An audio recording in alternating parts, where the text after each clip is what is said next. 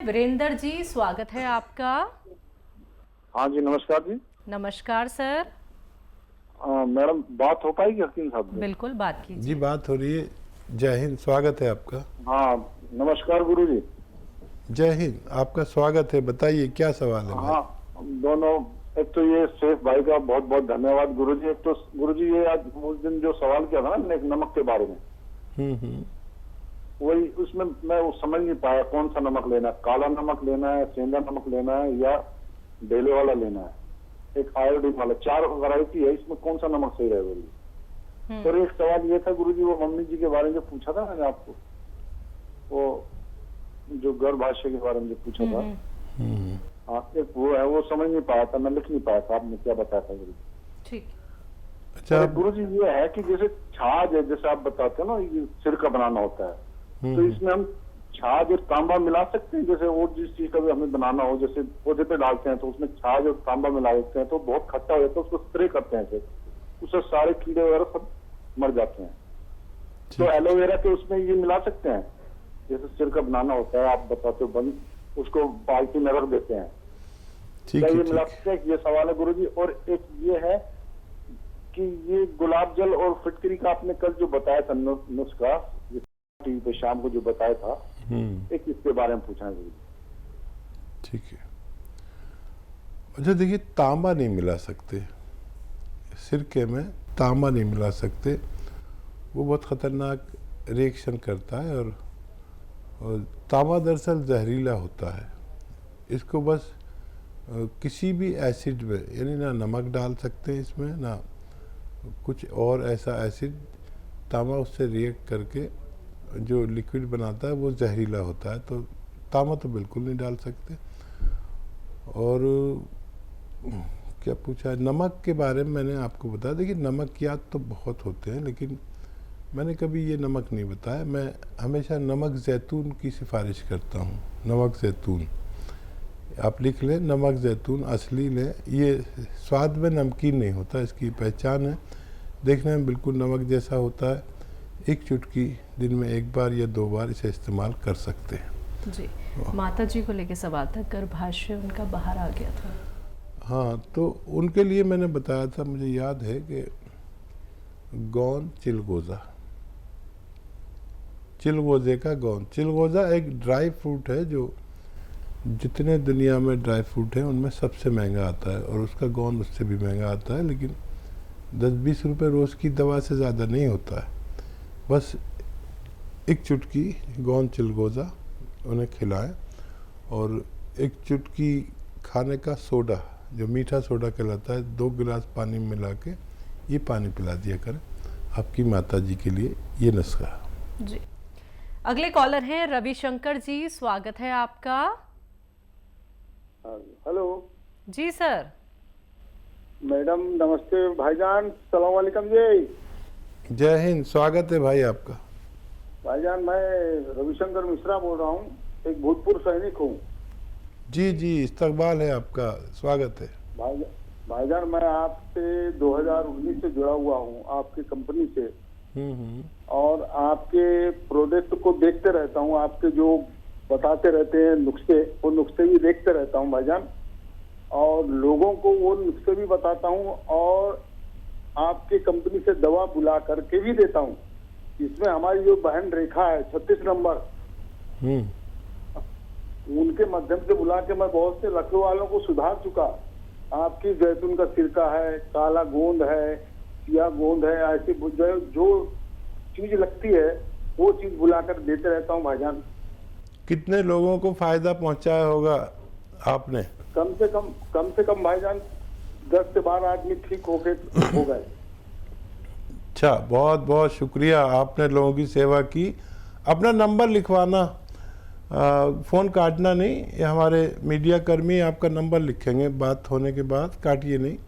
तो हमारे मीडिया कर्मी आपसे संपर्क करेंगे, आपका इंटरव्यू और सब कुछ चीज़ें चाहिए ताकि लोगों को फ़ायदा पहुंच सके। और बताइए क्या सेवा? बढ़िया सर, कोई एक प्रॉब्लम, शुगर तो है मेरे को। इनने मेरे को नमक शिवरंजन भेज दिया, शिवरंजन भेज दिया साहब सर, तो उसको कैसा करना है बता दीजिए आप।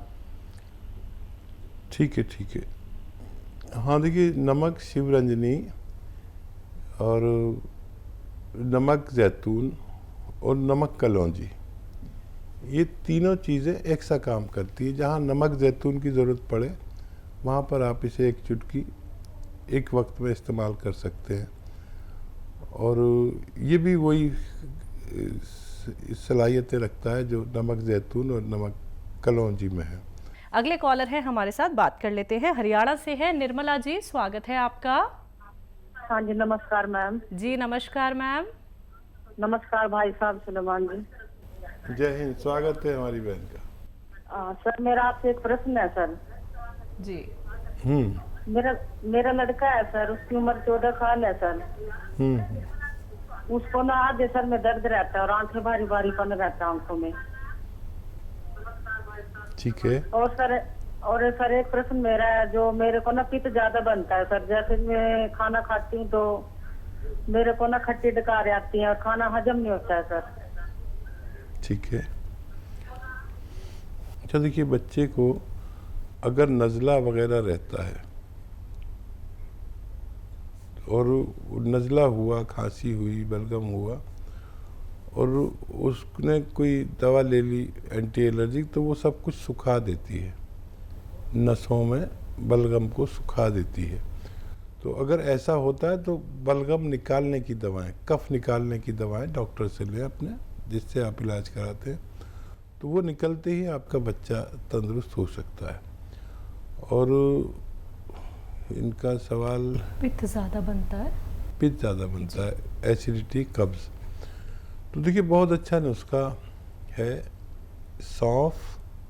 सौंठ, जीरा, अजवाइन, धनिया, मेथी का दाना। एक बार और बोलता हूँ, आप लिख लें। सौंफ 100 ग्राम, सौंठ 100 ग्राम, सौंठ, जीरा, अजवाइन 100 ग्राम और धनिया और मेथी का दाना 100 ग्राम। इन सबको पाउडर बना के घर में रखा करिए, किसी को भी आधी रात को ज़रूरत पड़े तो बड़ा काम आता है। और एक आता है नमक जैतून। ये नमक अलग टाइप का नमक है, देखने में नमक जैसा, लेकिन स्वाद में नमकीन नहीं होता। एक चुटकी नमक जैतून 2 गिलास पानी में मिलाना, और इस पानी से आप ये जो 6 चीज़ों का पाउडर बनाया है, इसको खाकर पानी पी लें, बस दिन में एक बार। बहुत ही ज़्यादा रोग है तो 2 बार भी ले सकते हैं। वैसे एक ही बार में बहुत फ़ायदा शुरू हो जाता है। आप इस तरह इस्तेमाल करें, फ़ायदा उठाएं। जी। मध्य प्रदेश से हैं दीपा जी, स्वागत है आपका। जी दीदी, राधा स्वामी। राधे राधे मैम। दीपा बोल रही हूँ जी। जी मैं दीपा बोल रही हूँ। मेरे 2 सवाल हैं दी, प्लीज आप अच्छे से लिख लीजिए। बिल्कुल दी, वो मेरे ना एक जीजा जी के लिए सवाल हैं, क्योंकि मैं उनको किसी को नुस्खे बताती रहती हूँ तो बहुत ना फायदे करते हैं, तो वो बोल रहे थे मेरे लिए भी पूछना। तो उसकी ना एज है 51 और ना उनको 15 सालों से शुगर है, लेकिन अब ना उसको ना जैसे सुबह उठते हैं ना तो एकदम इतनी पीड़ा होती है शरीर में, बहुत कमजोरी महसूस होती है। और ना वजन है उसका 88 और उनको शुगर है। तो वो बोल रहे थे मेरे लिए पूछना कि मैं जैसे सुबह उठता हूँ तो बहुत पीड़ा होती है शरीर में और कमजोरी भी बहुत लगती है और वजन भी बढ़ा हुआ है। मैंने कहा ठीक है, मैं अपने सर से पूछ दूंगी आपके लिए, तो वो क्या करें। और दूसरा ना उस प्रेग्नेंट बहू के बारे में पूछूंगी, तो उसका ना अभी 8वां महीना चल रहा है, तो वो बोल रही थी जैसे नॉर्मल डिलीवरी हो और उसको ना सर्दी बहुत बनी रहती है, ठीक है, और सुबह शाम बहुत चीखती है और बहुत सर्दी बनी रहती है। और बोल रही थी दीदी मेरे लिए पूछना कि नॉर्मल डिलीवरी कैसे होगी, तो मैं उसको अपनाऊं। मैंने कहा ठीक है, मैं पूछ के बता रही हूँ अपने सर से। पहले भी बहुत उनको फायदे हुए हैं, तो वो बहुत दिन से बोल रहे मेरे को। जी बस इतना ही, राधा स्वामी सर जी। आप तो बहुत अच्छे हमारे व्यूवर्स में से हैं। आपकी बहू को भी मुझे मालूम है कि उनको रिसाव शुरू हो गया था, ब्लीडिंग शुरू हो गई थी, फिर आपने मुझसे नुस्खा पूछा था, डॉक्टरों ने मना कर दिया था नहीं हो सकता, फिर मैंने नुस्खा बताया था, फिर वो बच्ची अच्छी हो गई थी। मेरी तरफ से प्यार करना उसको और कोशिश करें नॉर्मल डिलीवरी हो। अब जो 9वां महीना लगेगा तो इस बच्ची से सब वो काम कराइए जो नौकरों से कराते हैं आप, यानी झाड़ू पोंछा लगवाना, बच्ची को शायद बुरा ना लगे, क्योंकि वो भी मुझे ज़रूर प्रेम करती होगी। और कपड़े धुलवाइए ज़मीन में बैठ के, चाहे आपके यहाँ नौकर चाकर हों, मशीनें हों धोने की, लेकिन उससे कराइए जितना भी उससे हो सके।